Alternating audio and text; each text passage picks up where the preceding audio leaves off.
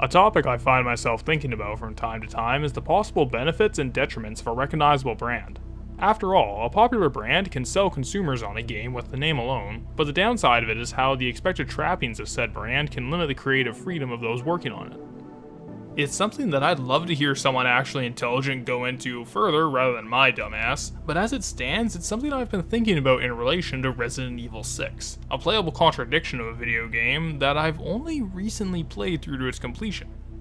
It's the kind of game that is steeped in Resident Evil series callbacks and design decisions stretching back to the earth-shattering Resident Evil 4, while at the same time it's the complete antithesis to the series that coined the phrase survival horror. Now, I'm a massive Resident Evil fan. It's a series that was pretty vital to my late childhood and early teens, but on its release, I skipped out on Resident Evil 6 just after playing the demo. This wasn't entirely unreasonable, as the demo for the game was infamous for technical issues, but the continued shift away from the slower pace of the early games that the series had been making since the 4th numbered entry was a turn-off for me. It looked like the complete opposite from what I personally wanted from a Resident Evil game, so I just passed on it. The mixed critical reception and complete mangling it received from the core fanbase kept me away, but over the last 6 years since the game's release, a small but vocal group of people defending it as a pretty kick-ass action title has popped up. To finally give the game a fair shake, I took the plunge into Resident Evil 6. For this look at the game, we'll be trying something different from a regular scripted review. Instead, we'll be summarizing the game linearly, and I'll be throwing out my impressions as we go. Because of that, expect this to be way less formal than an actual video review. Since we'll be tackling the game in linear order, the only reasonable place to start with it would be the making of. Development on Resident Evil 6 began immediately after work on 5 ceased, which at the time would go on to become Capcom's single best-selling game. Resident Evil 5 sold about 8.5 million copies on the consoles of its day, and with the recent HD re-releases, that number has gone up to roughly 12 million. Needless to say, RE5 was a smash hit, so a follow-up was inevitable, but the direction it would take was still up in the air. From before the game was first revealed to the public, Capcom developers hinted at Resident Evil 6 going back to the horror roots of the earlier games, with representatives saying, "We know that a lot of fans want more horror back for the next one. The development team knows that as well, and we read a lot of comments, message boards, and asked for feedback, and there was a lot of criticism about RE5's focus on action. I think that you'll like the direction the dev team is shifting for the next one."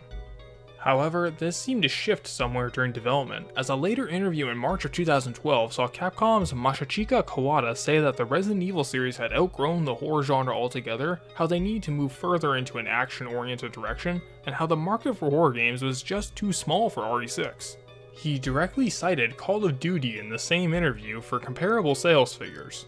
This direct contradiction in design principles could be due to the sheer size of the development staff, because approximately 600 people worked on Resident Evil 6, with 150 working on it directly from Capcom's headquarters.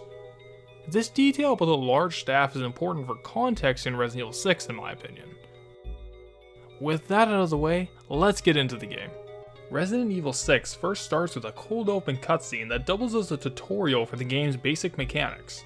It begins with Leon Scott Kennedy, one protagonist in Resident Evil 2 and the lead of RE4, trying to rescue his partner, the new character Helena Harper, by mashing the A button and getting spooked by a helicopter. Resident Evil 6 has the co-op focus from the last numbered game, with each of the campaigns having 2 characters to play as for player 1 and player 2, or an AI-controlled partner if you want to take it solo. After a slow walking sequence, you're given the basics of the game. Inventory management, item combinations, healing, shooting, and QuickTime events. As Leon and Helena fight through the streets some more, the player is forced through a boatload of QTEs before finishing the tutorial. As an introduction to the game, this is just awful. It doesn't teach you anything that anyone who hasn't played a third-person shooter wouldn't know for the combat. The inventory tutorial easily could have been woven into any of the main campaigns, it's unskippable on your first run, and worst of all, it doesn't properly introduce the strong suits of RE6 to the player. We'll touch on those a little later. On top of that, the actual tutorial section itself is just a section of the Leon campaign which you repeat later on. It's an awful way to leave a first impression. Resident Evil 6 has 4 campaigns to choose from, so we'll start with Leon's at the top of the list and work our way down. Leon's campaign starts in medias res, in the Midwest American city of Tall Oaks, with Leon shooting the zombie president of the United States in the face and having to explain the situation to Hunnigan. He's partnered up with a Homeland Security agent named Helena Harper, who makes vague admissions of guilt and promises answers once the two reach the Tall Oaks Cathedral. To get there, Leon and Helena have to escape the zombie-filled campus that the president was giving a speech at. Let's start a running tally for what I'm going to call the Resident Evil Hall of Fame, because Resident Evil 6 likes to make constant references to the older games despite going out of its way to not play like them. It's a bizarre identity crisis, to say the least. For instance, Leon has the heckler and coach VP-70 just like in RE2. Tall Oaks is very clearly a stand-in for Raccoon City, which the game will remind you of constantly, and Hunnigan from RE4 is still acting as Leon's radio contact. Just like the Force tutorial that we talked about earlier, the opening to Leon's campaign is just abysmal. You're forced to slowly walk from one end of the hall, watch a cutscene of Leon and Helena meeting a guy whining about his daughter, walk with him to the other end of the hall, then further into the campus, find his kid, and then walk all the way back to the elevator for the kid to pop into a zombie. Once you get past this forced walking segment and start shooting at your first zombies, about 12 minutes has passed by, which you cannot skip for the most part. This has to be one of the single worst introductions to an action game that I have ever seen. Anyway, Leon and Helena run through the college, manage to escape by stealing a police car, crash it soon after, and then escape by ducking into the sewers. It's pretty odd that you drive the car through QuickTime event prompts rather than just manually driving it yourself, considering that the game has driving segments later on in different campaigns. Once in the sewer, Leon has a flashback to a conversation with the president who is talking about how he needs to disclose what happened in Raccoon City. I could just be ignorant, but what exactly is there to disclose about Raccoon City? Umbrella's screw-ups caused Raccoon City to get overrun by T-Virus zombies, and then Umbrella nuked the city to cover its tracks, which RE4 retconned into the US government actually dropping the bomb. What exactly is there to come clean about? And this scene, while not exactly a good demonstration of it, does highlight that, in my opinion, the cutscene direction in RE6 is significantly worse than 5. The camera is unsteady despite it being in-engine animations, and it has a lot of shot-reverse shot, compared to the more dynamic scenes of RE5. I'm not a film expert by any means, but it's something I picked up on. Leon and Helena walk through the underground subway, and I make a stupid choice.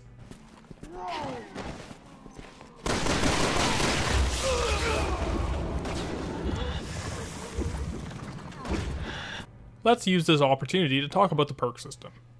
RE6 does away with the weapon upgrade and money system from RE4 and 5, and replaced it with something similar to the perks from Call of Duty Modern Warfare. There are a number of skills available for purchase, and you can equip 3 at a time. These range from extra gun damage, ammo pickups, and other things. The 3 that I personally recommend are Team Medic, so your AI partner can heal you if you screw up like I did, Breakout so the QuickTime events can go by faster, and increased melee damage for reasons we'll talk about when we explore the combat as a whole. I didn't find the others too useful, and overall the perk system is worse than the upgrades from the prior games, at least in my opinion. RE4 and 5 were better for replay value because each weapon had ups and downs over the others, and the upgrade paths added to that contrast. In 6, all weapons are the same in each playthrough, and the differences the perks add are minute at best in comparison. After running through the subway, Leon and Helena walk out into the Tall Oak City streets in the middle of zombie pandemonium, and it's absolutely nuts. Walking through the small town as it goes right to hell in the most ludicrous way possible is a great instance of one of my favorite parts of zombie fiction, where you see society crumble into absolute anarchy. Looking at this gives me high hopes for what we might see in the Resident Evil 2 remake. Leon and Helena meet up with a band of survivors and hole up in a gun shop in a wave defense sequence. This section is a bit boring and highlights an issue with RE6 in general. The enemy count is low, and more specific to this gun shop section, the AI partners killing enemies for you can make the section more dull than a cornered fight for survival should be.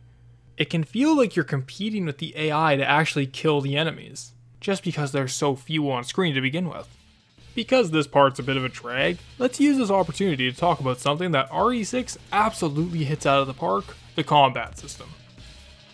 As you can see, Resident Evil 6 is a third-person shooter with the same over-the-shoulder aiming system from Resident Evil 4 and used again in Resident Evil 5 and both Revelations games. The major difference that the player will see from the get-go is how much faster RE6's version of it is. Players can mag dump enemies faster than even the fully upgraded guns of the past games. Characters now automatically run rather than having to hold down the action button, which now results in a full-on sprint instead. And the game's movement system has gone from forced tank controls to an analog control scheme. Wherever you point the stick, your character will run in that direction. Not to mention, in a series first, you can actually walk and shoot at the same time. Going further into the gunplay, while the weapons you receive may be rigid based on the character you play as, all of the main characters will have at least one gun with a unique firing mode that you can swap to on the fly. These are Leon's starting pistol, which can be dual-wielded Mark IV style, Chris's grenade launcher and Ada's crossbow with 2 ammo types, and Jake's underbarrel grenade launcher on his rifle. A new feature unique to Resident Evil 6 is the quick shot mechanic, which is pulled off by hitting both left and right triggers simultaneously. The shot is usually intended as an emergency last resort due to its fast execution time paired with a comparably slow cooldown animation, but it can clear a crowd quickly and is generally stronger than a basic shot. Not to mention, most have unique animations and functions, an example being Leon's dual pistols which let him do a gun kata combo. The downside to this, beyond the recovery time in the animation, is that pulling off quick shots results in a block of wasted stamina, which segues into one of Resident Evil 6's most interesting changes. The stamina bar. The stamina bar isn't a solid meter like in most other games, but is instead a bar with 6 blocks that allow you to do special moves at the cost of 1 block. The stamina bar dictates your ability to pull off melee moves, finishers, sprinting, the quick shot, and another feature we'll touch on in a second. RE6 is also an incredibly fast-paced game when it really gets going, and considering how much of that speed you'll lose after running out of stamina, it becomes imperative to use it properly. The stamina management is really the only thing RE6 has that's similar to the resource management from older games, and for the raw action approach that this game takes, it's a pretty clever replacement. It actually reminds me of how the combat works in Vanquish a little bit. And while RE6 doesn't hit the same levels of crazy action as that game does, the fact that the comparison can even be made should get across the sort of experience RE6 provides at the best of times. Getting into the melee side of things, RE6 has a heavier focus on it than any of the games prior in the Resident Evil series, and continues the trend of taking the basic groundwork from Resident Evil 4 and going absolutely over the top with it. How it worked in RE4 and 5 was that you were intended to shoot a specific part of an enemy's body, and in response to their stagger, you would do a context-sensitive melee move, usually depending on if you stagger them by shooting their head, legs, or from behind. If that failed, you could just hold down a bumper, pull out a knife, and hack them to death. RE6 takes the basics of this idea and turns it up to 11, as every single character has a dedicated 3-hit melee combo which can change depending on what weapon you're currently holding. You can pull off a melee attack by hitting the right trigger without aiming, and by either nailing all 3 hits of a combo on an enemy, or by unloading on them a little bit, you can execute a melee finisher, which is also dependent on position among other factors. You can also do a unique kill on an enemy with an item from their hands, a forward-facing punch or kick for enemies right in front of you, and a character-specific move for when you're behind an enemy. Pro tip: these behind-the-back finishers are generally speaking the best ones. And this is all without touching on the parry system in RE6, which you can execute on nearly every foe in the game.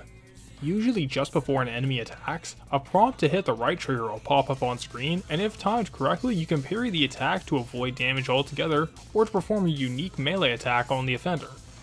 The parry is just one of the brand new defensive maneuvers found in RE6, which greatly expands the player movement from all games in the series prior. You can dodge side to side, jump backward, roll forward, and do a sick power slide. Enemies are usually staggered when you make contact with them during these dodge rolls, while on the ground you can either roll side to side or stay put and aim your gun, and during the slide you can do a 180-degree spin to aim backwards and unload on whatever you were sliding by. There are a few other techniques I haven't touched on, like how hitting the melee button while sprinting has the character do a rushdown attack, and how you can drop the remote bomb weapons as you execute a slide. There are probably other things I haven't found myself, and this is all without even touching on the unique melee combat for the new character Jake, which we'll get back to when talking about his campaign. There's almost always something for the player to do or take into consideration in RE6's combat system, from managing crowds, your own stamina, waiting for parry timing, or deciding which attack is the most effective for what enemy and at what time. No joke, RE6 has, in my humble opinion, one of the all-time best third-person shooter combat systems I've seen in the game. I wish my glowing praise could just end there, because while the raw combat mechanics are fantastic, the way they've been implemented in the RE6 campaigns leaves a lot to be desired. There are two recurring problems in particular that bother me. The first is how the game never actually tries to explain the advanced mechanics to the player or give them an idea that they're even there. The game's tutorial only goes over the bare minimum, and while I suppose there is something to be said about hidden depth being left up to player discovery, considering how much of this game isn't scared to hold the player's hand, it at least could have done something to introduce the elements that make RE6's combat so damn satisfying. Honestly, the game seems to encourage players to go through the game playing it like they would RE4 and 5, which is what I did when I first played the demo and wrote it off as subpar back in 2012. This is wrong. The better way to play it would be something as a merger between Resident Evil 4 and Vanquish, with maybe a teeny bit of a 3D brawler like Anarchy Reigns thrown in when taking the expanded melee into consideration. And the second issue takes us back to the gun shop where we left Leon and Helena, because what I said about the wave defense being too slow applies to most, if not all, of the action segments in RE6's campaigns. The game gives you all of these crazy combat mechanics with so much offensive capabilities at your disposal, but it never really tests you on your ability to perform them. What I mean is, it's actually both possible and pretty easy to get through the lion's share of RE6 without using much of the expanded moveset, outside of maybe the dodge roll for one of the boss fights. And on the other hand, once you get a full grasp of the moveset and the abilities at your disposal, the combat and the campaigns can feel quaint for how stacked the odds are in the player's favor. Most encounters feel too easy, with one of the largest offenders being the low enemy count. I swear there aren't any more than a dozen enemies on screen at a time during any of the 4 main campaigns. The main game of RE6 really squanders the fantastic combat and controls, which really only has time to fully shine in one of the game's bonus modes, which we'll touch on at the very end of this video. Getting back to the story, Leon, Helena, and a bunch of the survivors escape Tall Oaks downtown in a school bus, and while en route to the cathedral, Hunnigan tells the two that a group calling itself Neo Umbrella took responsibility for the bioweapon attack. She also alludes to her boss, National Security Advisor Derek Simmons, being pushy on her for some reason. After the bus driver decides to speed up and make a head-on collision at night, in the rain, on a dirt road, and on a curve like the genius he is, the bus swerves off a cliff. Who could have seen that coming? Zombies attack it, a truck driver slams right into it just like in RE2, all of the survivors are killed, and Leon and Helena are the only two to make it out alive, somehow without a hint of a scratch on them. A comedy of errors is how I would describe Leon's campaign, and my summary really isn't getting across just how ridiculous it gets. It's downright silly just how many bad things happen to Leon in just one day. Fortunately, they land in the Tall Oaks Cathedral graveyard and walk their way over to the place. Another possible callback, but this part has some similarities to the graveyard and church from RE4. Not much to say about this sequence, but Leon's jacket in the rain sure looks real nice, and that thank you mechanic is just adorable. I'm glad you're here. Thanks. Good work. Nice. After a much more entertaining wave defense sequence, Leon and Helena enter the church, with Helena stringing Leon along once again to open a staircase under a church statue. To open it, they have to solve a number of puzzles littered around the church. None of these are genuine brain teasers, but the arrow segment at the very least lets you play around with the movement controls a bit. After opening up the hidden passage, a gas-spewing BOW walks out, which is evidently the source of the Tall Oaks infection. It starts killing everyone in this otherwise reasonably safe space, and I just want to point out that this is all on Helena's hands. Leon's a dolt for going along with it, but she has some blood on her hands at this point. They shoot it until it dies, and then after that they enter the church's underground secret laboratory, because you know what, it's not a Resident Evil game without a few of those lying around. Helena runs around, frantically looking for someone named Deborah, and Leon continues to get no answers. You know, you have to put your foot down eventually and demand answers in situations like these. But I guess Leon's too much of a beta to talk to a chick like that.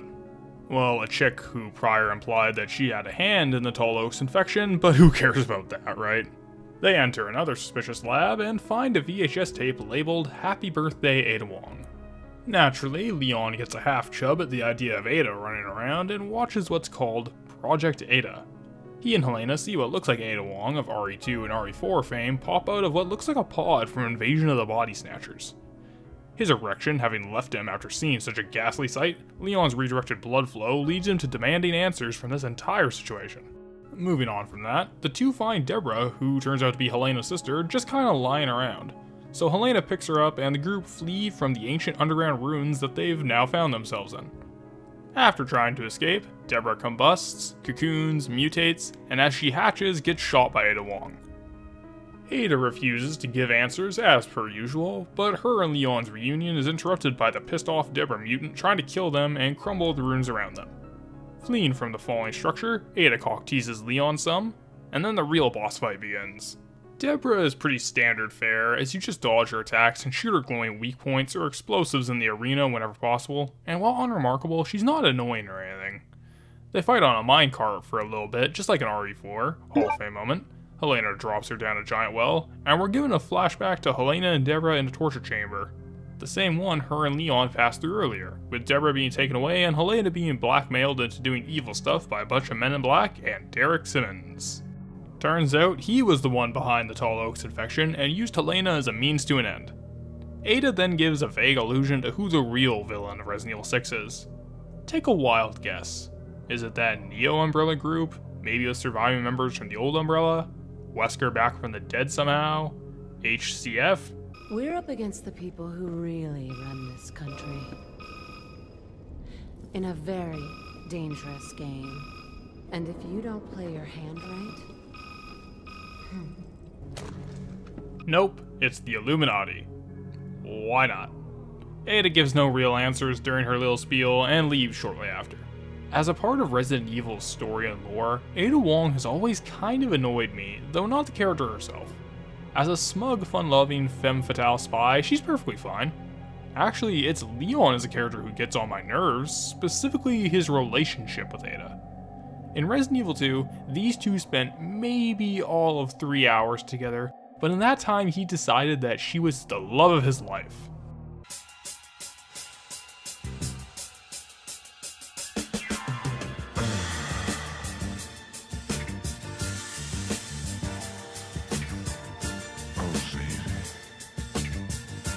It was yellow fever at first sight. Even after he learns that she's a spy on Wesker's payroll, he still holds on to her as his waifu for lifu for some reason.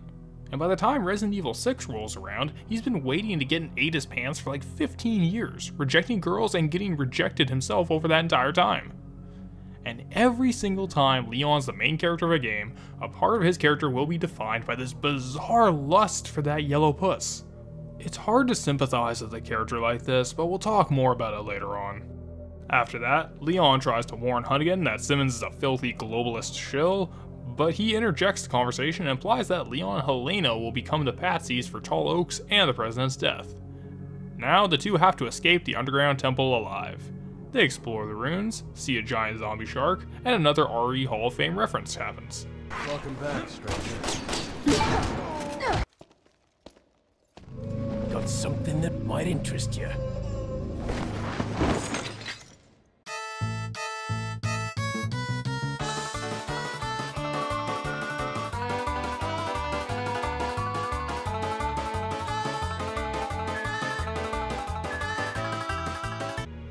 After a swimming section, they get into a boss fight with the giant shark, which can be interpreted as either a reference to Neptune or Del Lago, whichever you prefer.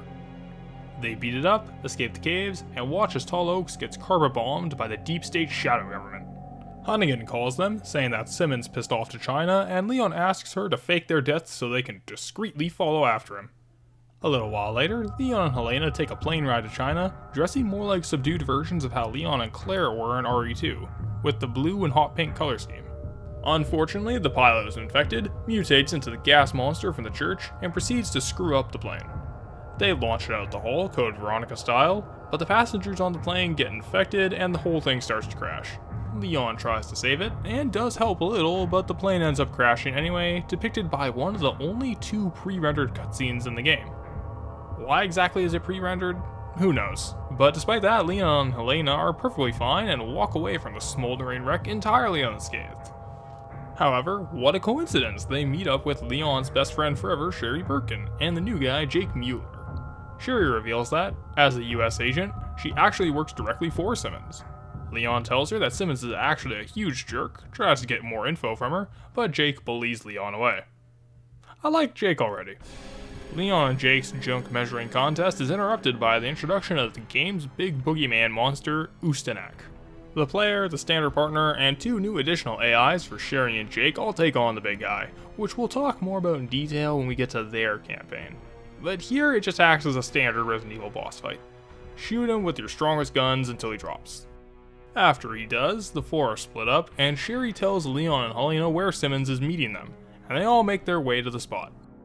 Leon and Helena move on and find a door in need of 3 keys to open, which they search for while being attacked by an invincible pseudo-regenerator kind of enemy. RE6 has a bizarre love for these kind of challenges, which we'll touch on later. Just know that this isn't the last time the player will have to do this exact task. The 2 walk forward, make some delicious ground beef, and spot Ada Wong, who is now wearing a long red scarf and purple dress for some reason. I wonder what this could mean. They chase after her, overhear 2 guys doing the same thing, work through some traps, and see the 2 other guys corner Ada.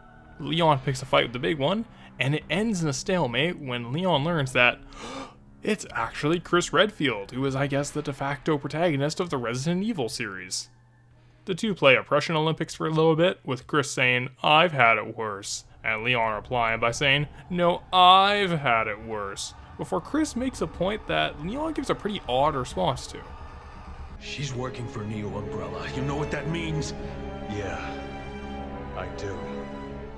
And you're still going to protect this woman? I am.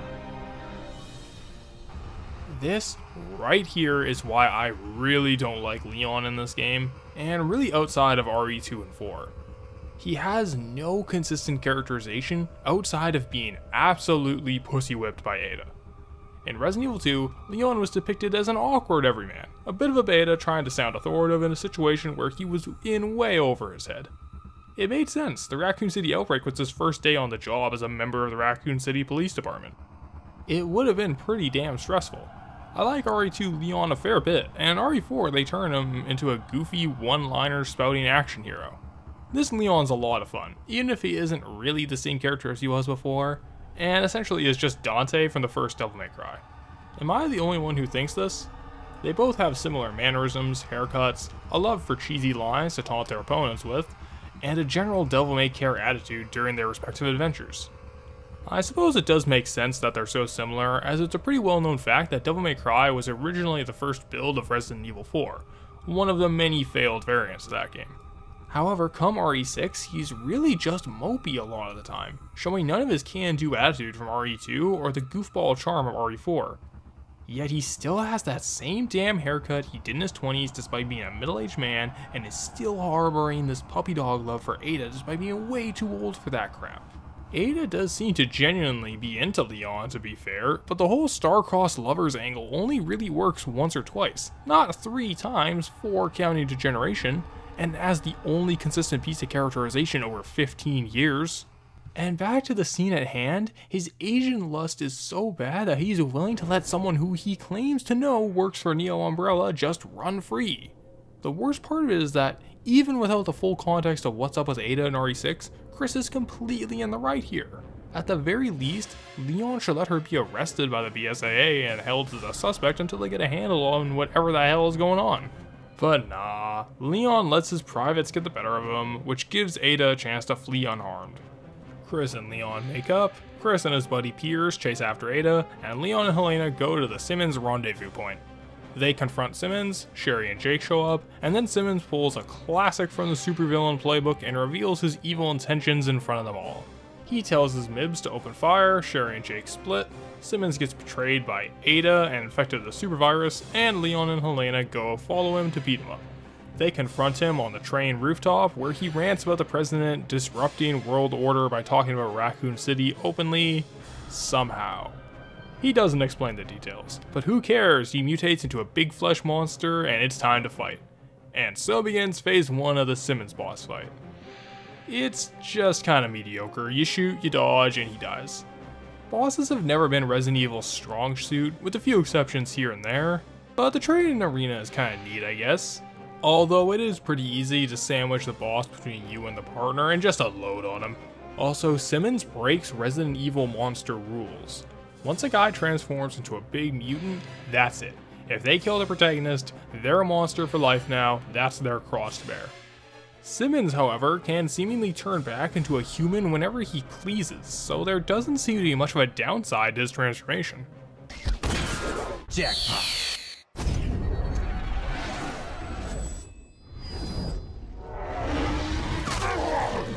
Simmons' Illuminati bros leave him, he gets totally 100% killed by a train running him over, and Leon and Helena jump away to safety.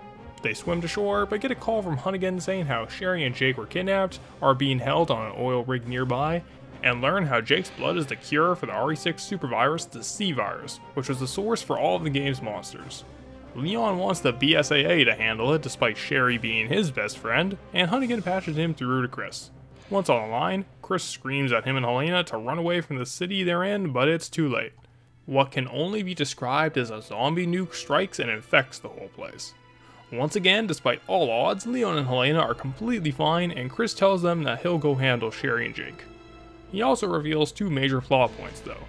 One is that Jake is actually the son of former series big bad Albert Wesker, and the other being this. There's something I need to tell you.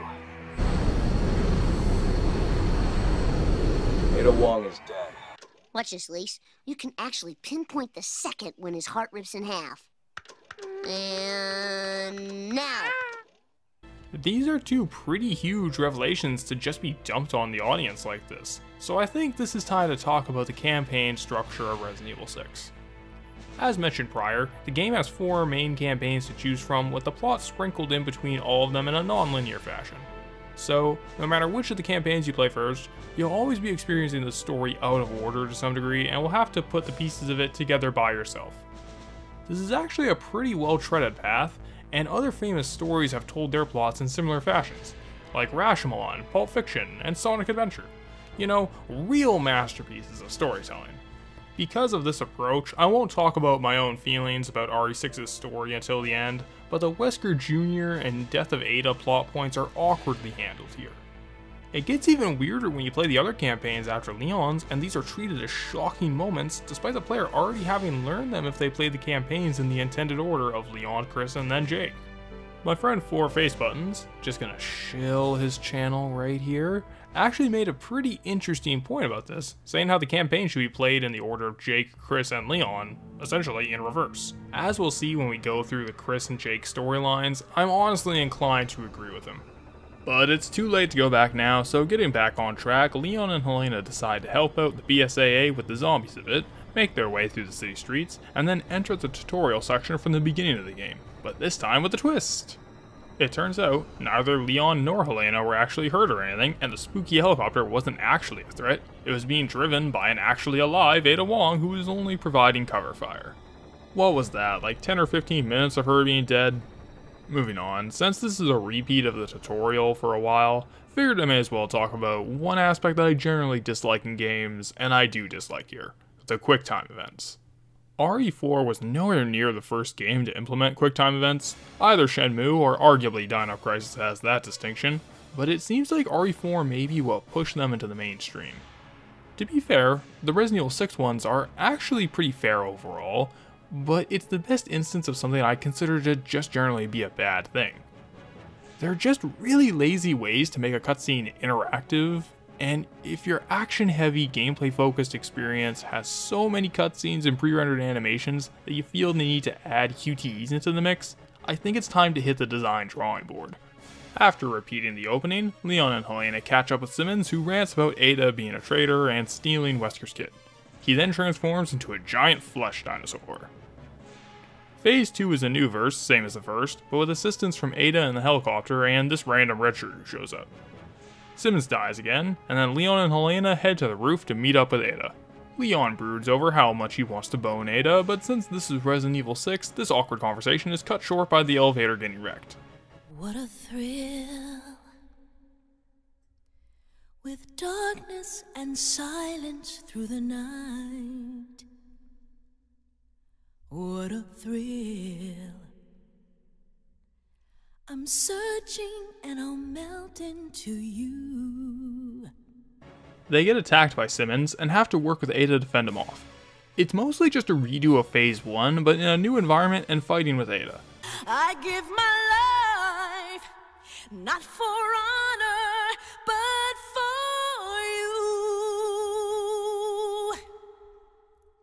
you. In my time,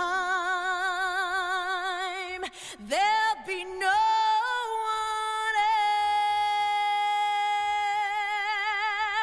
else. She gets hurt, Leon cops a feel while she wakes up, and then the two finish him off. You know, for real this time. After Simmons lets off some steam, Ada leaves and gives Leon a text saying to head to the roof. Rather than chase her, Leon goes back to escape the city with Helena. It's not over yet though, because as the two make it to the roof, they find Simmons still alive, rebuilding himself by using zombies as organic material. Here, he kinda reminds me of a less overpowered version of Dr. Cameron from the Resident Evil CG short 4D Executor, which by the by, if you're a Resident Evil fan, you should totally watch that. Phase 4 mostly just consists of running away and shooting his big dumb bug eyes when he becomes a giant fly monster, though the actual fight where you use lightning rods to blow him up is kind of neat, I guess. Although, as the Resident Evil Hall of Fame dictates, it wouldn't be a Resident Evil game without the final boss getting killed by a rocket launcher, given to Leon by Ada just like in Resident Evil 2 and 4. Not gonna lie, Resident Evil 6 has to have the single most flaccid rocket launcher kill in the entire series.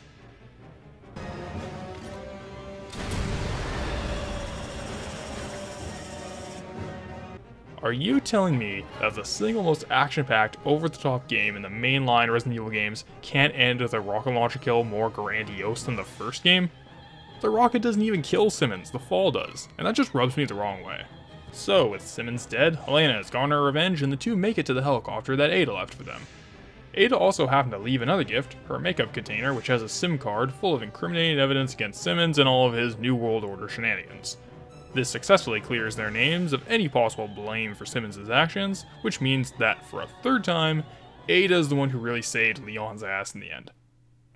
With the adventure now complete, Helena goes to visit Deborah's grave, and when Leon and Hunnigan arrive, she expects to be arrested for her part in the Tall Oaks outbreak.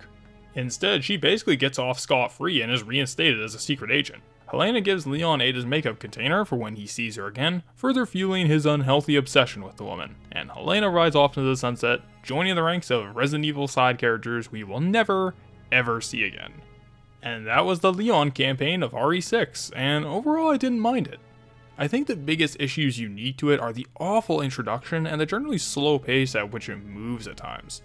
Beyond that, every issue I had with it is something that's mutual to every campaign in RE6, more of which we'll touch on as we go. The story's an odd one to start out on, and with the way the plot is played out, having this be the last of the intended missions would have made more sense. Not to mention, Leon as a character is just irritating here, and by the time I was at the end credits, I was all Leon'd out. If he's never the main character of another RE game, I really won't complain. Helena herself isn't much better, mostly because she's so unmemorable. She really has no defining trait outside of hating Simmons for screwing up her sister. But hey, we're not through yet, we still have 3 more campaigns to run through, so let's move on to the original shoot-bang man himself, Chris Redfield. Chris's story opens in an Eastern European bar in the summer of 2013, with him getting drunk and acting like a jerk to the bartender. He's gone the way of Sam Fisher, Max Payne, and Ethan Thomas from Condemned to become a grizzled, drunken asshole version of the old protagonist. Chris's daily dose of liquor and brooding is interrupted by a guy named Piers Nivens, who claims to have been in Chris's old BSAA unit and guilt trips him some. Chris can't remember this at first, because for some reason the writers decided that giving him amnesia was a good, reasonable plot point for this game.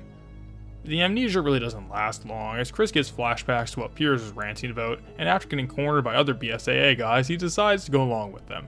Chris's call to action is a BOW outbreak in China, similar to the one in Eastern Europe 6 months prior, which he joins Piers and other BSAA soldiers on a mission to go clean up. The opening to the Chris campaign is pretty bad, though still better than the drag that Leon's was.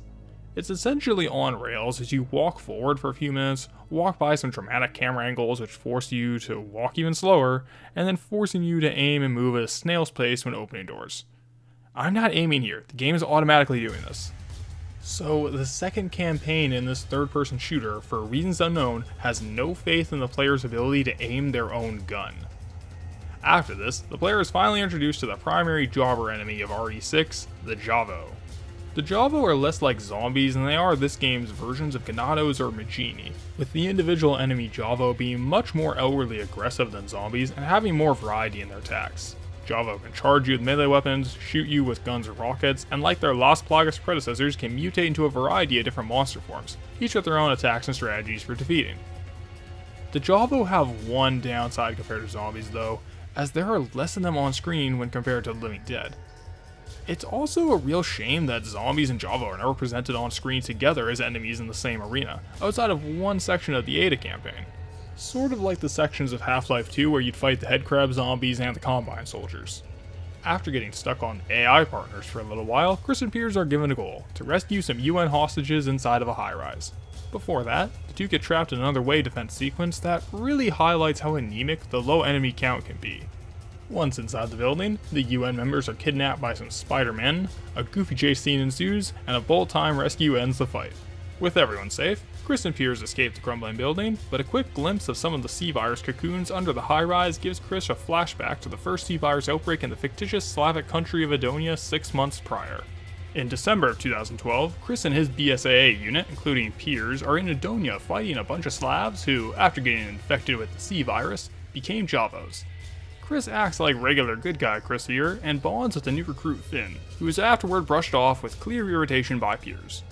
Just remember this aspect of Piers' character, we'll bring it up again later. Chris, Piers, and friends push forward and witness another Resident Evil Hall of Fame callback as I Can't Believe It's Not El Gigante comes down the ramp.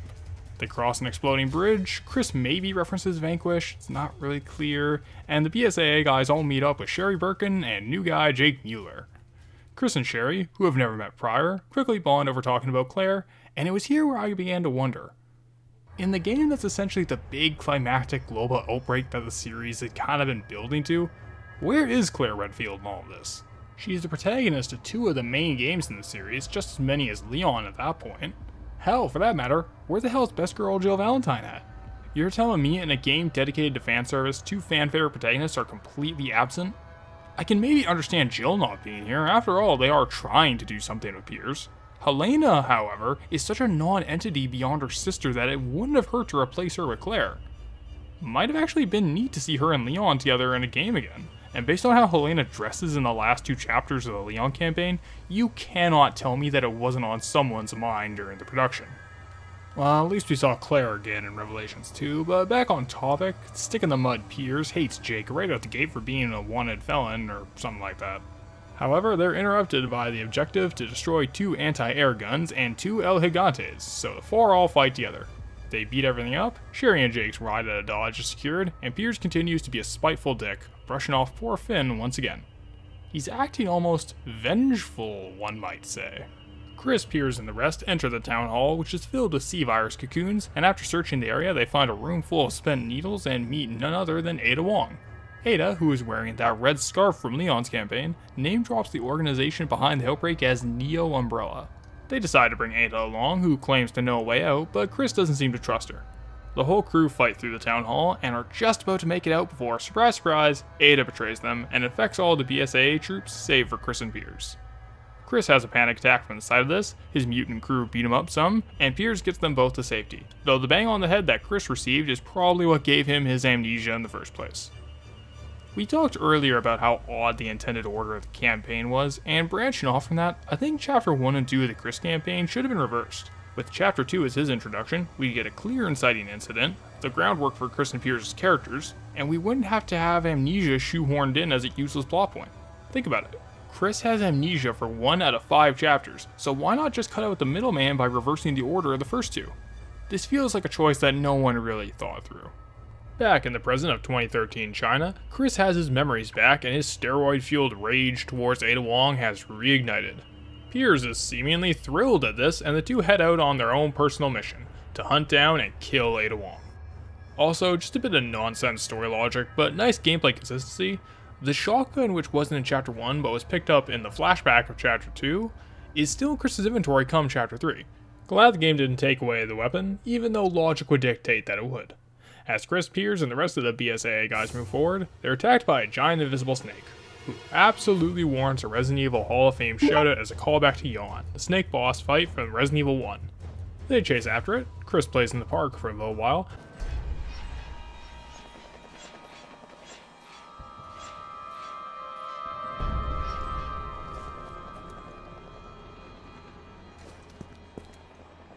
and they all come across Sherry and Jake under fire below.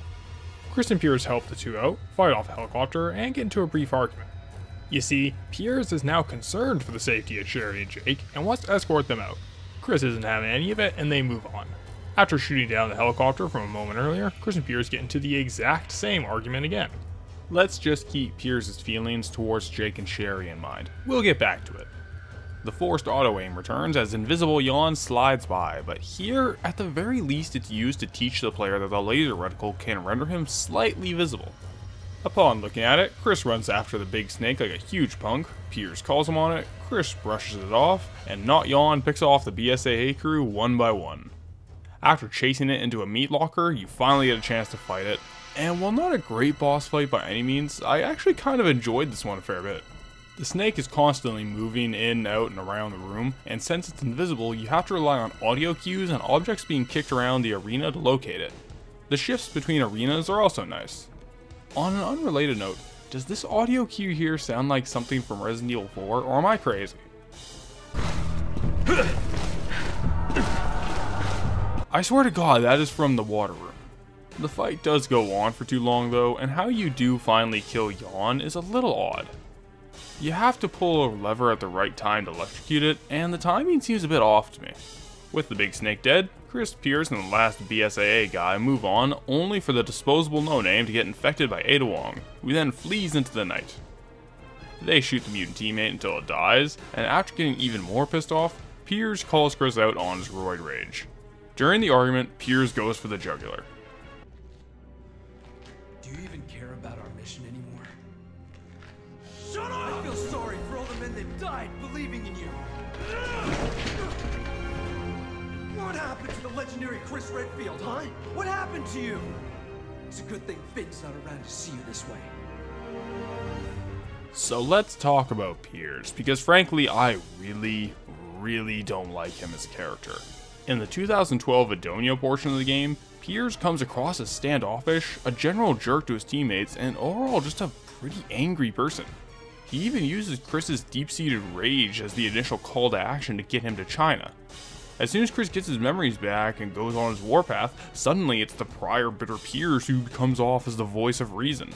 Let's help Sherry and Jake, he says, after initially being downright hostile to at least Jake's presence from the one time they met. What would Finn think?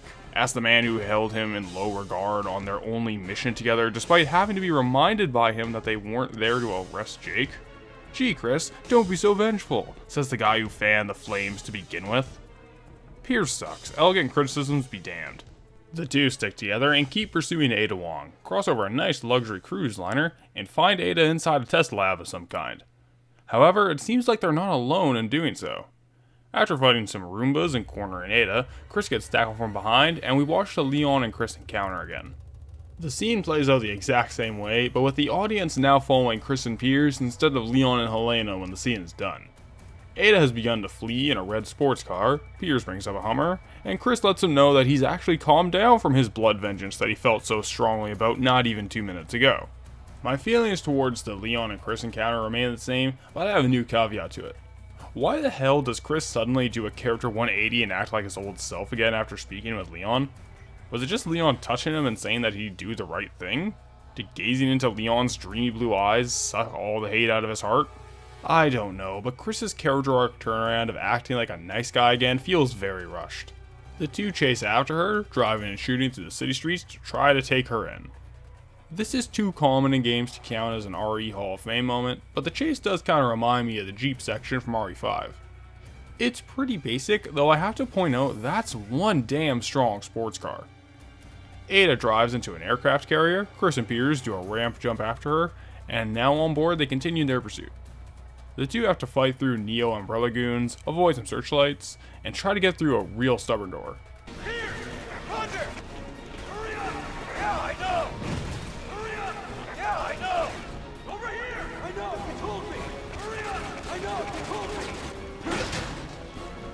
Once through, they overhear Ada giving the same "you got owned" speech to Simmons we overheard in the Leon campaign.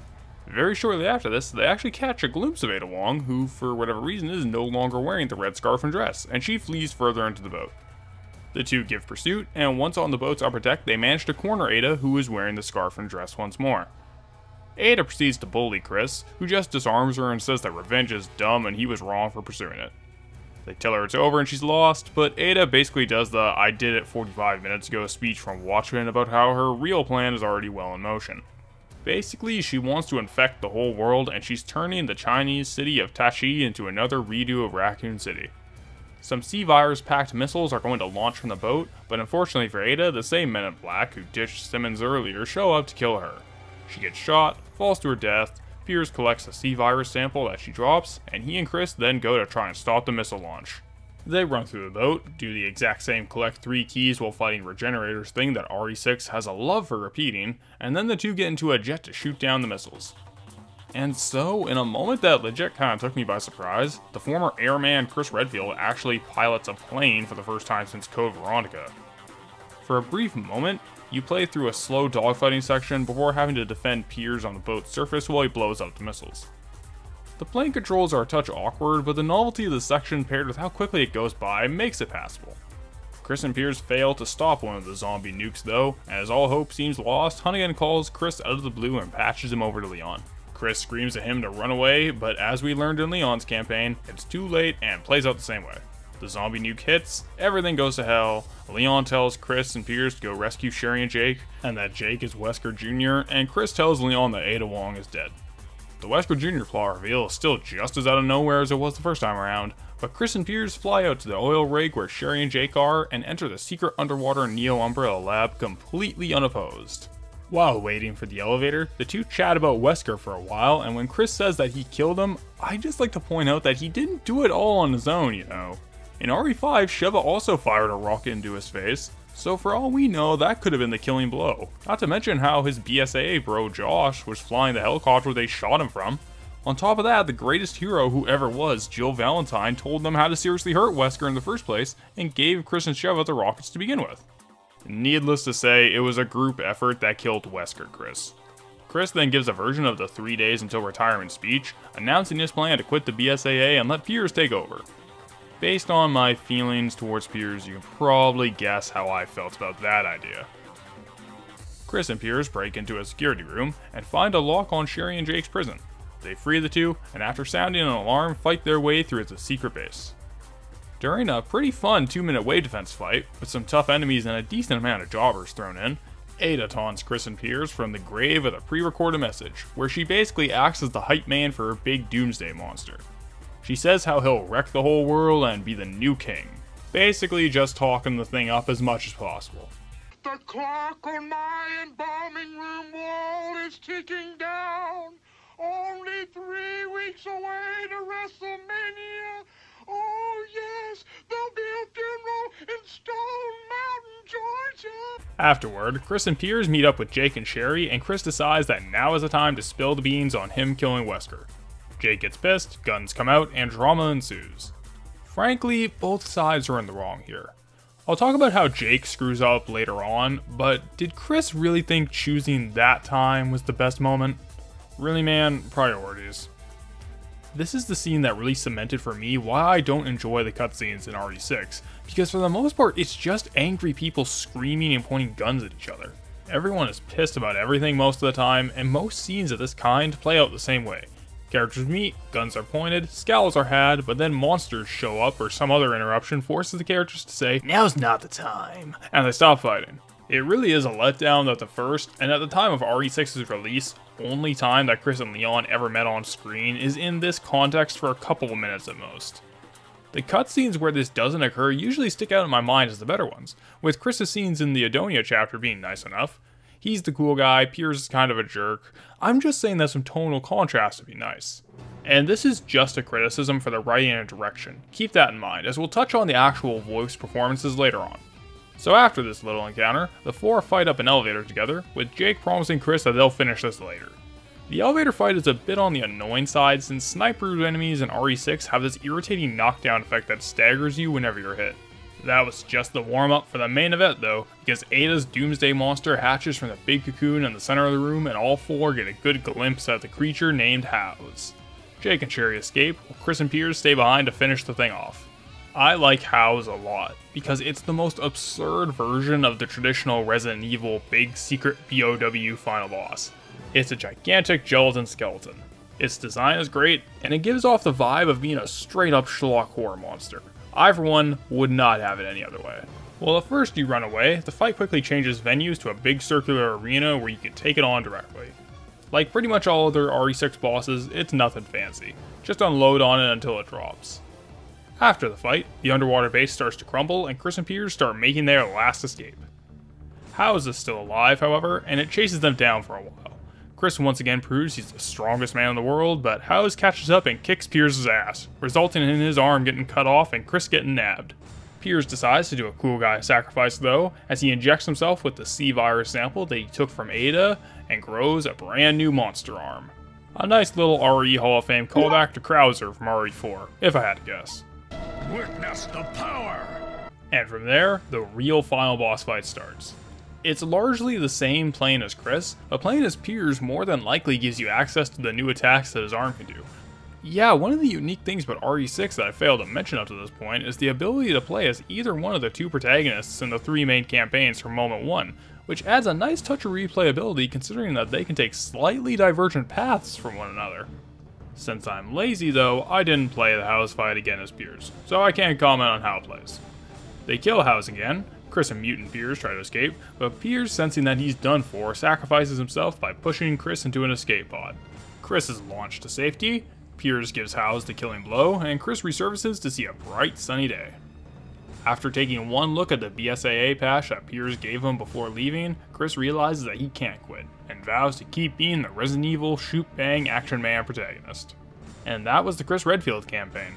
I'm a little torn over if I prefer this to the Leon campaign or not, because on one hand, Leon's campaign has one of the worst openings a game like this could have had. On the other, Chris's campaign can feel a bit bare bones at times. From generally lower enemy counts to an abundance of AI partners for the first two chapters and a surprising lack of ammo for the beginning of the game, the Chris campaign is too slow for its own good. The latter point on ammo shortage is a real odd choice too, because this is the only campaign where I encountered this as an issue. Of all the three campaigns, this was billed as the shooter one, so having the early game push the player to melee combat for ammo conservation is a weird decision. It has less obnoxious interruptions than the Leon campaign, however, and there definitely are some highlights here and there. In the end, I'd say that my feelings towards the Chris campaign are similar to the Leon one. They both suffer from RE6's general flaws, but in turn they also benefit from the core things the game really nails, even if they don't take full advantage of them. Not a bad experience, but it's not something I see myself returning to anytime soon. With these two out of the way, it's time to get to probably the most divisive of RE6's campaigns. Of the three main campaigns, the Jake one is definitely the odd man out, with his intended playstyle really highlighting how lacking the tutorials in Resident Evil 6 are. We'll touch more on that later, but the fact that Jake is the only brand new leading character might have something to do with people disliking him out of the gate. I sure as hell didn't want to play as this bald rando initially. It's actually kind of embarrassing in hindsight, because I remember back when the RE6 pre-release materials were coming out, I had this stupid fan theory that Jake was actually a resurrected Steve Burnside, who Wesker brought back as a test subject or something. I've grown slightly less stupid over the past 6 years, I promise. Anyway, the point is, Jake Mueller is the odd man out here. But have no fear, because the grown-up Sherry Birkin from Resident Evil 2 is here to act as a familiar face for the audience. The campaign starts in Adonia in 2012, around the same time Chris's story chronologically started. We're introduced to Jake, who's a Slavic mercenary with an American accent, enjoying himself a nice treat before injecting himself with the C-virus. The virus has no effect on him, but as Agent Sherry Birkin tries to find Jake, we see that all of his mercenary friends who took the shot become Javos. Jake and Sherry meet, she tells him that he's the key to saving the world because he's immune to the C-virus, but the two flee from the charging enemies. The opening of the Jake campaign is probably the best of the three, but it's still not ideal. The section prioritizes running away, with the enemies mostly ignoring you here. However, it takes practically no time to get to the action, which is very nice. After fleeing the chaos and ineffectually fighting the world's strongest man, the two take cover and Jake tries to haggle Sherry for some money. Sherry then spills the beans. On top of being immune to the C virus, Jake's blood can provide the world with a vaccine for the BOW. After a genuine plea for help, Jake then wants $50 million for his life-saving cure. This scene establishes the dynamic that Jake and Sherry have. She's altruistic and ideal-focused, he's the cynical pragmatist, and while they're not deep characters by any stretch of the imagination, they're the only two partner characters who have any chemistry with each other, in my opinion. While I am jumping the gun a bit, this is only their second one-on-one conversation after all, the scenes with Jake and Sherry are exceptions to my complaints with the cutscenes in the game. Their back and forth is solid enough, they have charisma, and they're a lot of fun to watch. If I had to make a comparison, they feel like a fully realized version of the dynamic Rebecca and Billy from Resident Evil 0 share. Moving on, the game introduces some light stealth elements here with a behind the back suplex, some more guys are fought, some parkour is done, and then the two meet up with the brand new boss monster of Resident Evil 6, Ustanak. Ustanak is a pretty shameless RE Hall of Fame callback, immediately bringing Mr. X and Nemesis from Resident Evil 2 and 3 to mind. Ustanak is a big, beefy, leather-clad boogeyman who hunts Sherry and Jake over the course of their campaign. Design-wise, he's straight up Nemesis, though he's implemented more like Mr. X as he only appears at fixed points during the campaign rather than the minor variations in how Nemesis could appear. When first meeting him, Sherry and Jake have to run away, but they fight him head-on shortly afterward. While this may not sound like high praise considering how much I've criticized the boss fights in RE6, the first fight with the big guy is actually one of the best in the game. Why I like this fight is that there are multiple ways to take him down. You can just shoot him until he drops, like the other bosses, you can bait him over to the explosive barrels around the arena, or you can do my favorite method and punch Ustanak to death with Jake's unique melee combat. This is bar none the hardest method of the three, but it's possible due to the hit stun that you can inflict on him. We'll talk more about how Jake's system works later on, but the fight ends the same no matter which method you choose. Ustanak is fought off, Sherry and Jake fall through the floor, and while walking into there, Sherry explains what the deal is. A terror group called Neo Umbrella wants Jake to use his blood to enhance the virus, and Ustanak is the monster sent out to go catch him. After resurfacing, Jake and Sherry meet up with Chris, Piers, and the other BSAA guys, and both the cutscene and El Gigante fight play out the same way as before. With that said and done, Sherry says goodbye to Chris, her and Jake take a helicopter ride out of there, and while in the air, she has an awkward phone call with her boss securing Jake's multi-million-dollar paycheck. Unfortunately for them, Ustanak attacks the helicopter and a semi-boss fight ensues. After shooting down his rides, Ustanak brings down Sherry and Jake's ticket out of Adonia and the two parachute down to the snowy mountains below. After a presumably rough landing, the two wake up to find themselves on a snowy mountain peak. Sherry was injured in the crash, but shows off her Wolverine healing powers to Jake. There's a brief bit of implied backstory to what happened to Sherry after RE2, but the downtime doesn't last for long as Sherry lost 3 important data files in the crash. They're all conveniently located nearby, so the two go on a hunt to collect them. It's a section where you collect 3 objects, but hey, you know, there's actual groups of enemies here rather than regenerators, and you're in a somewhat open area while searching. Let's take this opportunity to talk about the visuals of RE6 briefly, because boy does this mountain section look pretty. The snow and wind effects here look pretty nice overall, and the particles clinging to Sherry and Jake's clothing are a nice touch. The weather effects in general are well done. We talked earlier about the rain effect on Leon's leather jacket, and the environmental effects across the board are pretty nice. The character animations themselves also look excellent. They're smooth, articulate, and put the motion capture to good use. The mocap actors really do a bang-up job here, and in particular it's fun knowing that Dante himself, Ruben Langdon, is back as Chris Redfield again, a role he's played since Code Veronica. Actually, come to think of it, he's been Chris Redfield longer than he's been Dante, which is really weird. RE6 is a visual mixed bag though, as the textures up close can look off and the lip syncing and facial animations aren't always top notch. It's a bizarre kind of sequel that looks both better and worse than Resident Evil 5, the game immediately before it. After Sherry and Jake collect the data needed, they decide to hole up in a cabin they come across and wait out the storm. With time to kill, they decide to chat a little, where Sherry opens up to Jake about her dad, William Birkin, and how she was infected by the G virus as a result of his own affliction. Moving away from that, she then refocuses on happier parts of her experience in Raccoon City, by talking about how Claire and Leon saved her and they're all best friends for life. It's a nice little cutscene, though it threw my head for a bit of a loop. Is this implying that Resident Evil characters hang out with each other outside of their adventures? I always just assumed that the only time they ever met was in their on-screen appearances, any other time just hearing about one another through the grapevine. The idea of Claire, Leon, and Sherry just chilling out for movie night watching a George Romero flick or something is a fun mental image. This moment is quickly interrupted by a bunch of Java attacking the cabin, and after a quick fight, Sherry and Jake escape on snowmobiles from an avalanche. This section is fine, I guess, but I found that what counts as a kill radius from the avalanche could be a bit ambiguous at times. Basically, any of the white particles even touch you, you're dead. The two jump into a cave, and while trying to find a way out, they bump into Ustanak again. This time he's blind, but some bugs act as his vision cones, and if they spot you, Jake and Sherry have to hide or risk an instant death from the big guy. That's right, it's a forced stealth section, and I really don't like this. What makes Ustanak outright inferior to both Mr. X and Nemesis is the lack of choice given.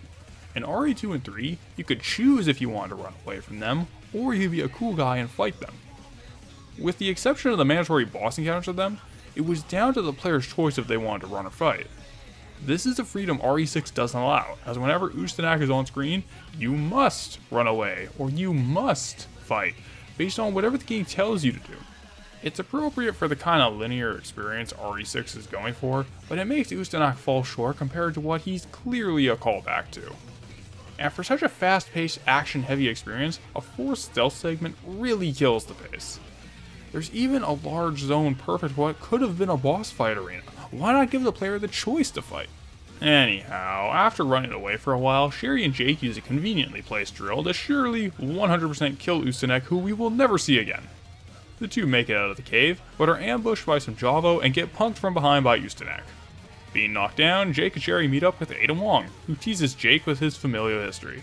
You see, Jake is actually the son of Resident Evil Big Bad Albert Wesker, which would have been a shocking reveal had that not been revealed in Leon and Chris's campaign, making this scene incredibly out of place. Jake has no idea who Wesker is or why that matters, keep that in mind, so Ada just kidnaps the two and moves on. Afterward, the game has a 6-month time skip, as Jake and Sherry have been in captivity by Neo Umbrella in China the entire time. Jake breaks out effortlessly the moment we first see him on screen, same thing goes for Sherry, so you have to wonder what exactly was keeping them imprisoned this entire time if it was this easy to escape. With his equipment taken away, Jake has no other choice but to punch his way out. Now that the player has no choice but to use it, let's get into Jake's unique melee combat system. Jake is the only character with a dedicated hand-to-hand option, which replaces the knives most other characters have. By aiming, he goes into a stance where each pull of the right trigger results in one punch of a 3-hit combo. You only need 2 out of 3 hits to get out of the combat stance and perform a melee finisher, but what finisher you perform depends on if you get 2 hits in or execute the whole combo. Speaking of finishers, Jake has the most variety of them. He has 2 for his combo, 1 for a head stagger, 1 for a behind the back takedown, and 2 for an enemy on the ground. The ground finishers are dependent on Jake's position near a body, with any one performed on the torso and upward resulting in a standard stomp, but the finisher performed near the legs resulting in a full-on Mario 64 swing. This swing is the best finisher in his arsenal because it turns the downed enemy into a blunt object that hurts other enemies, which you can link into a chain of downed enemies being flung around as weapons. Jake also has a melee version of the quick shot, which by hitting the left and right triggers at the correct timing results in a 5-hit melee combo which could be used against a single foe or as crowd control against multiple. On top of that, it actually has its own unique finisher, an instant kill ground slam. More than any other character, managing stamina is a priority for Jake, and probably because of his reliance on it, Jake has a move that he can use to regenerate his stamina. By holding left to aim and then holding right trigger, Jake will lock onto an enemy, and during this lock on his stamina will regen much faster. This also leads into another attack, as once you release the charge, Jake does a Wesker Dash attack that can result in 2 moves, either a palm strike for a standing enemy on the same elevation as Jake, or a flash kick for those above you or below you. And keep this in mind, Jake can do everything listed on top of the rest of RE6's combat moveset, giving him the most offensive capabilities out of the entire cast. And I guarantee that I'm missing out on some other unique features to the combat. Jake in particular is why I really do firmly believe that RE6 has one of the best combat systems in a third-person shooter. But sadly, the same issue I mentioned earlier applies here. Nothing in the main campaign really takes advantage of everything at the player's disposal, with the current punch 'em up section having 2 or 3 enemies on screen at a time at most. It's this phenomenal combat system that the game doesn't fully base itself around, so using everything at your disposal makes the game trivial. Well, anyway, Sherry and Jake quickly escape and reunite in a locker room.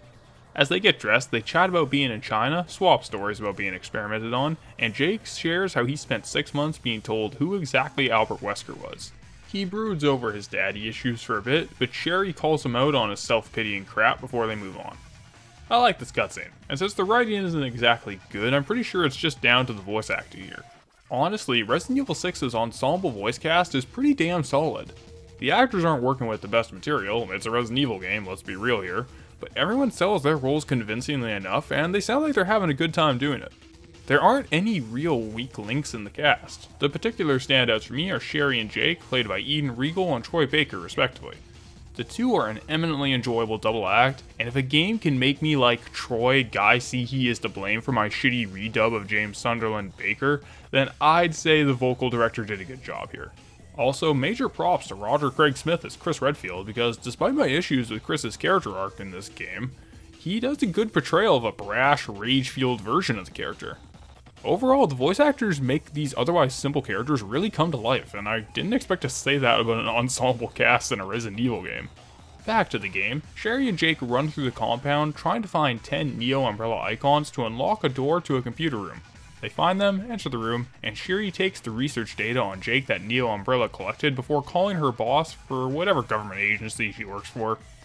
They get a rendezvous point with Sherry's supervisor, run away from a tank, Jake steals a motorcycle, and they drive off into the city. Well, en route to the meeting place, a chase sequence ensues.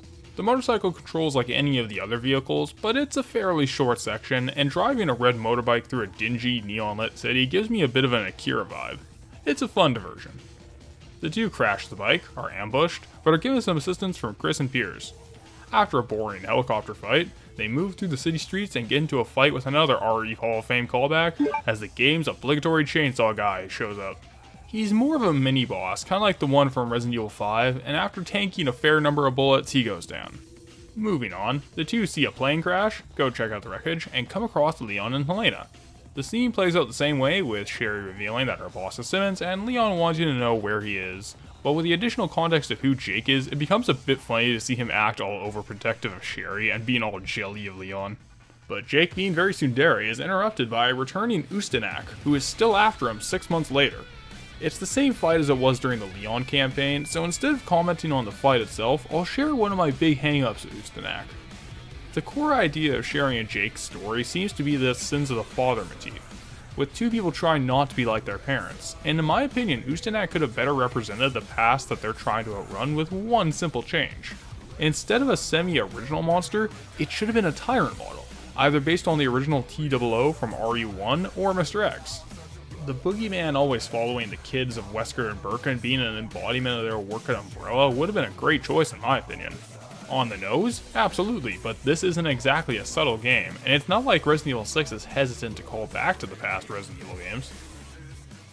After beating Ustanak, Sherry tells Leon where she was going to meet Simmons, and her and Jake move on. On the way there, Sherry begins having doubts about Simmons maybe being in the Illuminati. Jake tries to comfort her, but they're interrupted by the chainsaw guy coming back.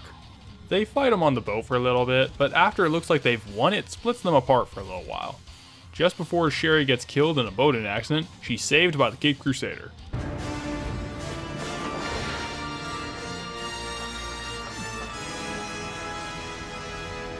With the chainsaw interruption out of the way, Sherry takes a phone call from Simmons, but due to her second thoughts, she tells Jake to haul ass if it turns out Simmons is actually a bad guy. They walk in on Leon and Helena confronting Simmons, and the scene where he reveals that he totally is a bad guy plays out. Sherry gives Leon the data on Jake, and the two run away. They get ambushed by some Javo and get captured once again. They wake up in another prison, and both Sherry and Jake are bummed out by their recent failure. Their streak of bad luck ends though, because someone let them out of their cell. They get their equipment back, and solve a puzzle where they flip 3 pairs of switches while being hunted by gray regenerators. Thought you could escape this task again, huh? After riding up the elevator, they meet up with Chris and Piers, who were the ones who freed them. Like in the Chris campaign, the whole I killed Wesker scene plays out, and since it does so in the exact same way as before, we'll talk about why Jake is in the wrong here as well. In the context of Jake's character arc, him getting mad at Chris for killing Wesker makes no sense. He never even knew who the guy was until 6 months ago, and when he learned who Wesker was, it became a point of brooding for him. After all, he was moping about possibly being like Wesker, so why would he care if Chris was the one who offed him? It's drama for the sake of drama, and both characters are acting absurd here. Afterward, the house elevator room is redone, which plays out the exact same way as it does during the Chris campaign. But there is a nice touch that I noticed on this run of it. The spoken dialogue between the characters changes based on who you're riding up with. In the Chris campaign, I rode up with Jake, and the two spoke about settling this later, and Jake tried to spout a bunch of machismo crap about beating up a man who can roll 10-ton boulders by punching them. Good luck with that, pal. In the Jake campaign, he and Sherry went up, and she pleads with him not to shoot Chris when they're done here.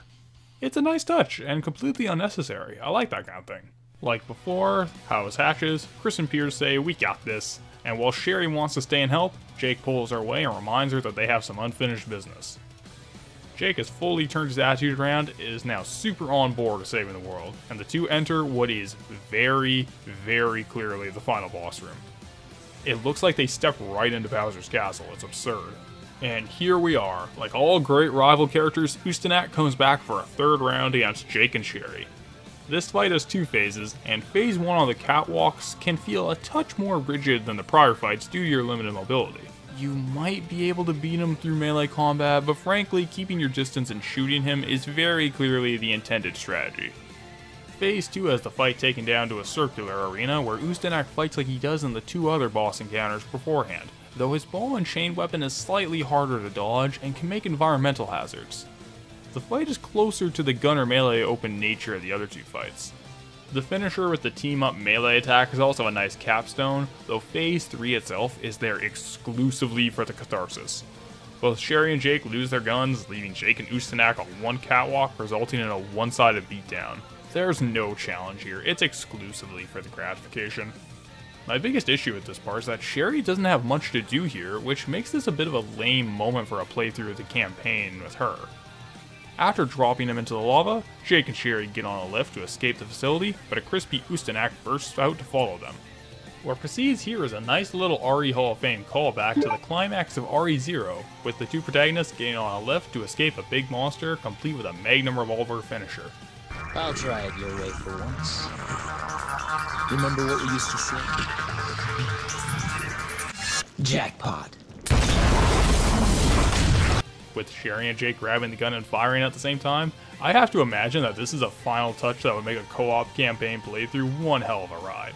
How many games can you say end with the characters beating the bad guy with the power of love, symbolized by a Magnum? With Ustanak finally, absolutely 100% dead, Sherry and Jake have escaped in one piece, and as they begin to surface, Jake thanks Sherry for saving him. And as the camera zooms in on them holding hands, you can guess that he means that in more ways than one. As the credits roll, the single hammiest love ballad I have ever heard in my life plays over it, and it's perfect. The best possible capstone to this campy, absurd ride.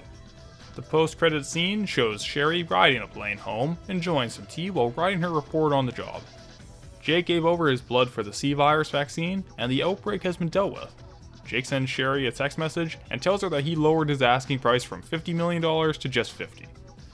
Jake watches the plane fly away and rides off on a motorcycle, away to many adventures that we'll never be privy to, joining Helena in the same club of RE side characters. And that was the end of the Jake campaign, and honestly, I think this is my favorite one in the game. While it does suffer from all of the same issues that Resident Evil 6 has across the board, it has the most interesting combat style with Sherry playing like all of the other characters and Jake having his additional melee options, has the fastest tutorial mission with the least amount of handholding, the greatest variety in locales, and a decent recurring antagonist with Ustanak. It also has the most interesting story of the bunch, with Jake and Sherry being an endearing duo that are entertaining to watch. With exception of the out-of-place forced stealth section, it has the best pacing, jumping between fights at a breakneck pace. It also has one hell of a strong climax. While not great, I had a pretty good time with the Jake campaign, honestly, more than any of the 4 present in RE6. However, as there are 4, that means we have one last campaign to go through.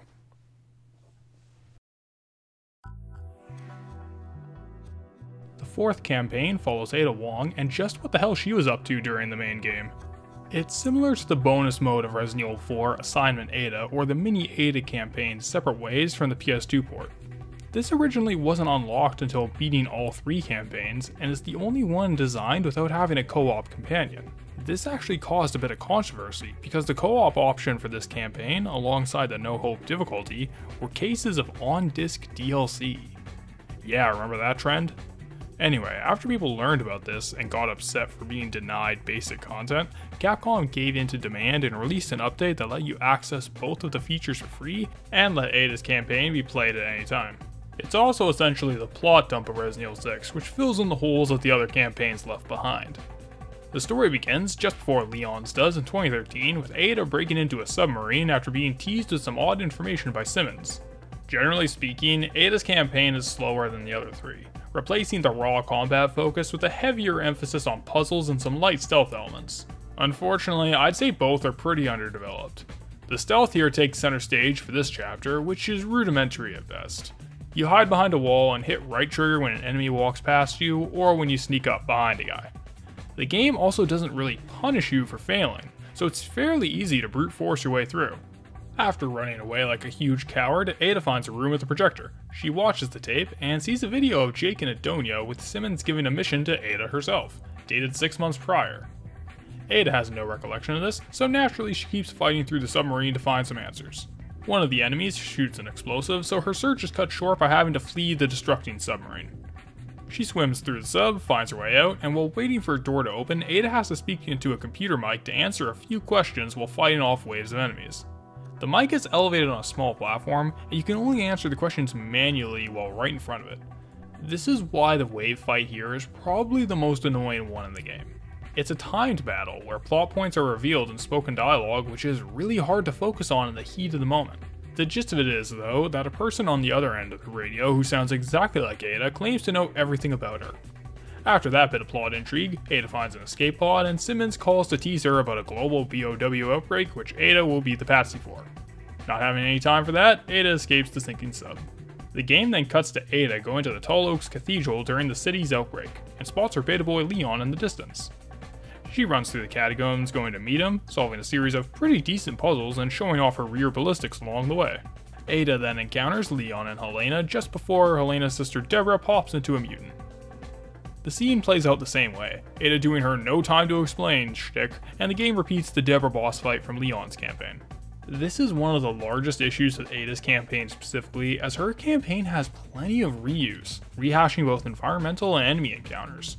There's little content for Ada that's original, which is exactly like Separate Ways, but still disappointing for a full-fledged campaign.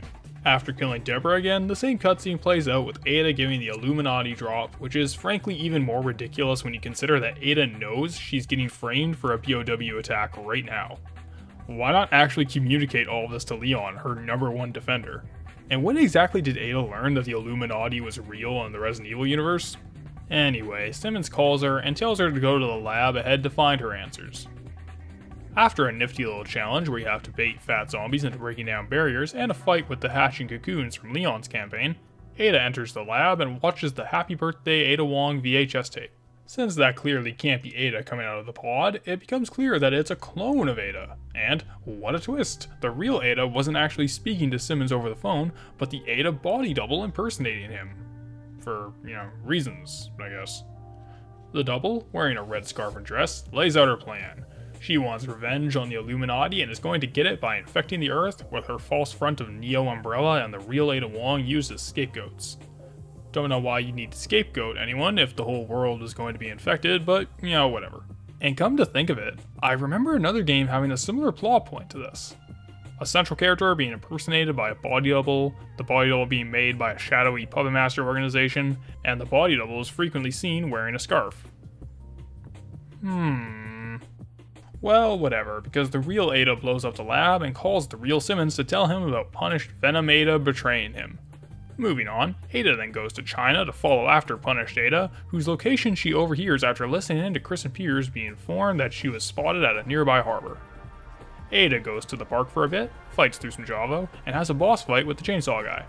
I complained about this thing being a bullet sponge earlier, but this version of the fight is ridiculously prolonged. It's a 4-phase boss fight where Ada fights it on her own, and then has one additional phase where you have to defend Jake and Sherry during one of their fights with the thing. Ada takes a jet ski across the water to the boat where the BSAA have cornered Venom Ada. Almost immediately as she enters, Ada comes across a door with 3 locks needing 3 keys which you have to find while avoiding the gray regenerator enemies. That sound familiar? Well, guess now's the time to talk about the single biggest issue I have with Resident Evil 6. While I can respect the game for being the single longest game in the series, bar none, with 4 main campaigns that would take approximately 18 to 20 hours to complete, man is Resident Evil 6 repetitive. The extended length really only comes down to how padded the game can be, with hallway after hallway of fighting maybe a dozen or so enemies at a time, forced walking segments, or the key collectathons fighting the invincible enemies. I said a few times earlier that Resident Evil 6's excellent combat system was never really taken advantage of by the main campaigns, and I think that stems from unfocused design and a real lack of confidence in the core mechanics. Every time the game starts getting into a nice groove of the raw combat, you're forced into a vehicle section, a key hunt, extended quicktime events, and brain-dead puzzles that boil down to just hitting switches at the right moment. With set piece after cutscene after distraction, the rock-solid action game core doesn't get a chance to shine through. It also doesn't help how railroaded the entire game is, with every level being a straight shot until the very end. RE4 and 5 were linear games to be sure, but even those had large arenas with multiple layers to them. The arenas in 6 are usually just flat expanses, littered with chest-high cover for the most passive playstyle that runs contrary to the crazy action game RE6 so clearly has the potential to be.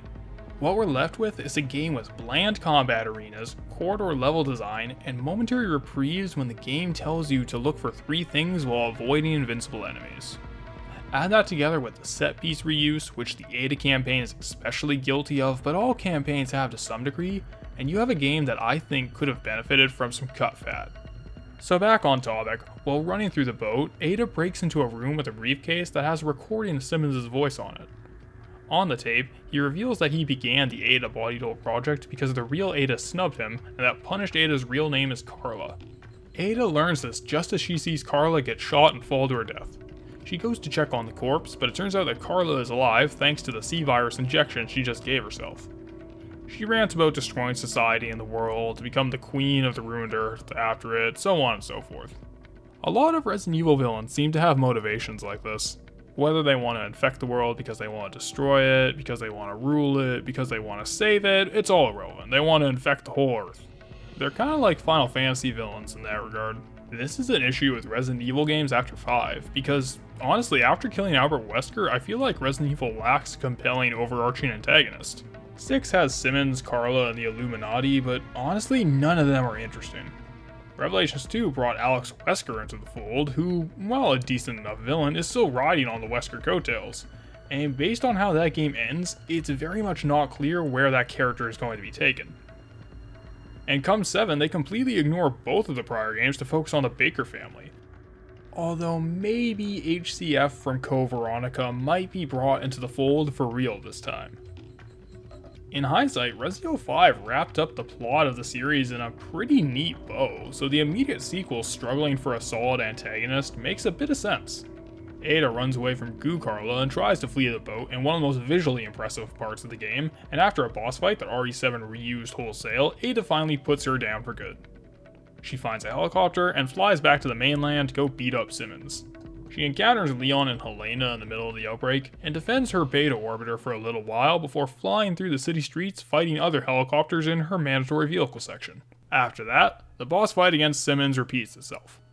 You fight the T-Rex phase again, and it's very boring this time because Ada is just shooting him from the safety of the helicopter. There's no real threat here at all. With Simmons beaten for the time being, Ada mocks Leon a little bit, flies away, rescues some people, leaves the helicopter and a get-out-of-jail-free card on the roof for Leon, and goes to fight Simmons once again. Since it's another redone fight, there isn't much to talk about here. However, as Simmons rants on and on to Ada about how much he loves her, it finally hit me. RE6's story is dumb. Really, really dumb. And yeah, no Resident Evil game is gonna win awards for their stories, but when you break it down, the story of this game is based almost entirely around yellow fever. Leon wants to bone Ada, so he follows her wherever she goes. Chris is obsessed with finding her. Simmons was obsessed with Ada to the point of cloning her, and the clone just wanted to flat out be Ada. Every plotline except for Sherry and Jake's is centered around some kind of fixation on Ada, and it gets especially ridiculous when you break it down. So you're telling me that this global outbreak, the single biggest threat in the Resident Evil universe, began because Simmons wanted to have sex with Ada so badly he turned someone into a complete double of her, and when that body double got sick of it, she decided the best solution was to destroy the world? I realize that I'm nitpicking, but at least something as similarly absurd as Code Veronica's story didn't take itself entirely seriously. There are bits of levity in that game, albeit mostly from Alfred Ashford. Resident Evil 6 can feel too self-serious for its own good, which puts a damper on things. Well, let's finish this summary. Ada, Leon, and Helena beat up Simmons, they get split up, but Ada texts Leon about the helicopter on the roof. She also calls him a cutie pie when she knows that he can't hear her, because it's not like she likes him or anything. Resolving some unfinished business, Ada goes to the last hidden lab Simmons has lying around and finds another completed Ada clone. She kills her, burns the lab, and before calling it a night, accepts another mission over the phone. And that concludes the Ada campaign, and all 4 campaigns of RE6 in general. I'm not going to lie, it's the weakest of the bunch in my mind, bar none. It has the least focus on the combat of any of the campaigns, and is just a rehash of far too much of the other ones, namely Leon's. As a bonus diversion like Assignment Ada in separate ways, I judge Ada's campaign a little more favorably, but as the cornerstone of the whole plot of Resident Evil 6, it pales in comparison to all 3 of the other ones. If the story isn't something you care about, this one has little for you. We're not done with Resident Evil 6 yet though, because there's still the game's hefty amount of bonus content to go through. We won't be talking about the numerous multiplayer modes today, since actually finding a game for one is pretty difficult, so we'll instead wrap this up by taking a look at the Mercenaries mode. A common conviction among people who get a kick out of Resident Evil 6 is that the real highlight of the game is the stellar rendition of the Mercenaries mode. Mercenaries is a Resident Evil tradition, first appearing in Resident Evil 3 and being a feature in most numbered RE games released afterward, with only 0 and the Resident Evil remake lacking it. Resident Evil 6's take on the Mercenaries mode is most similar to the formula laid out in RE4 and comes in 2 varieties, the standard Mercs mode and the hard mode labeled No Mercy.